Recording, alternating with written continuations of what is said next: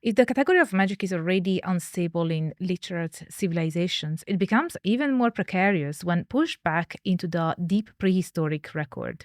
Here, the difficulty is no longer merely conceptual, but evidentiary. Without text, doctrines, or explicit self descriptions, the scholar is forced to work with material residues whose meanings are irretrievably partial.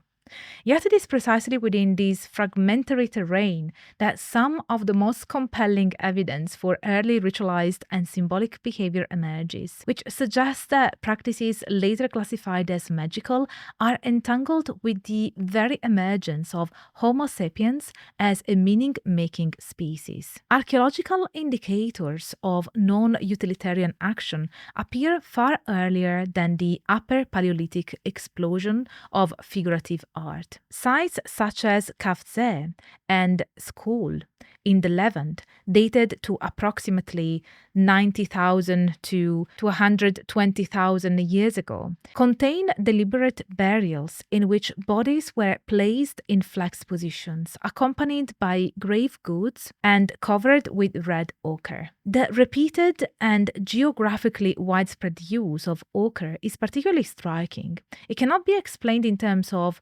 subsistence or tool production, and its procurement often required the transport of pigment over long distances. While it would be speculative to attribute a fully articulated afterlife doctrine to this community, the patterned investment in treating the dead suggests an emergent concern with continuity, transformation, or the management of death as a social and cosmological rupture.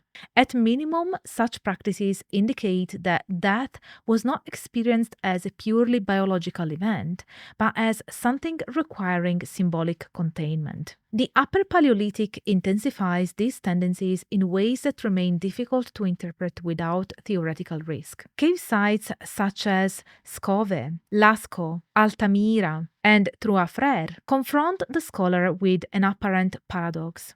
The paintings are often located deep within cave systems that show no evidence of habitation, in spaces that are difficult to access, acoustically resonant, and visually disorienting. The animals depicted are not those most commonly hunted, and their representation frequently emphasizes motion, transformation, and hybridization. Human figures are rare, and when they do appear, they are often partial, masked, or combined with animal features. These characteristics resist reduction to decoration or record keeping and have long invited ritual interpretations. One influential attempt to account for these patterns is the shamanic hypothesis advanced by David Lewis Williams and Jane Clot. Drawing on ethnographic parallels and neuropsychological models of older states of consciousness, they argue that many cave motifs correspond to entoptic phenomena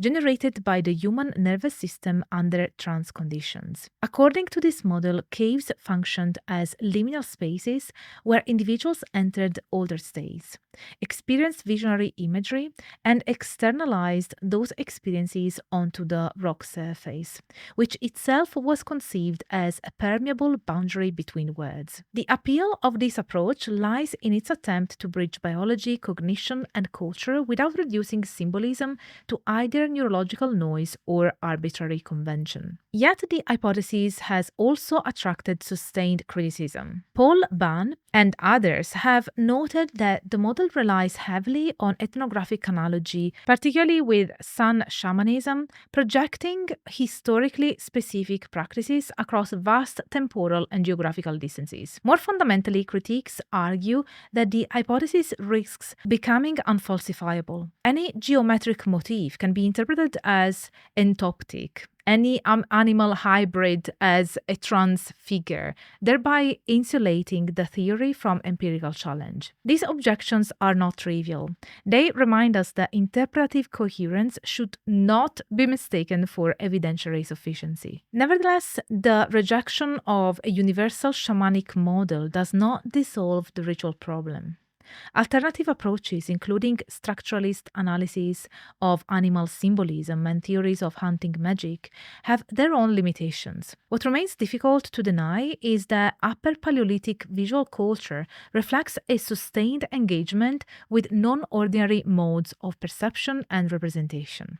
The recurrent appearance of therianthropic figures, such as the so called sorcerer of Trois Frères or the mammoth ivory Levenmage figurine, points toward a symbolic imagination in which boundaries between human and animal, self and other, were actively explored rather than passively assumed. Whether these figures represent ritual specialists, mystic beings, or cosmological principles is ultimately undecidable.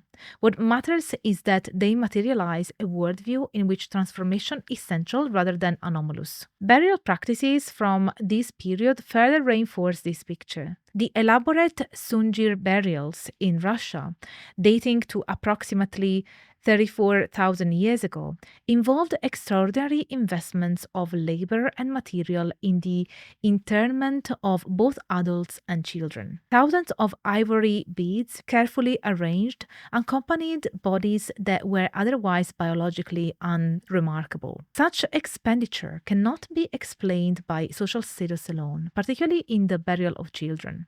It suggests instead a symbolic economy in which certain individuals were positioned as nodes of cosmological significance, perhaps as ancestors in the making, or as bearers of group identity beyond death. Taken together, these data points toward a form of ritual engagement that precedes both writing and institutional religion.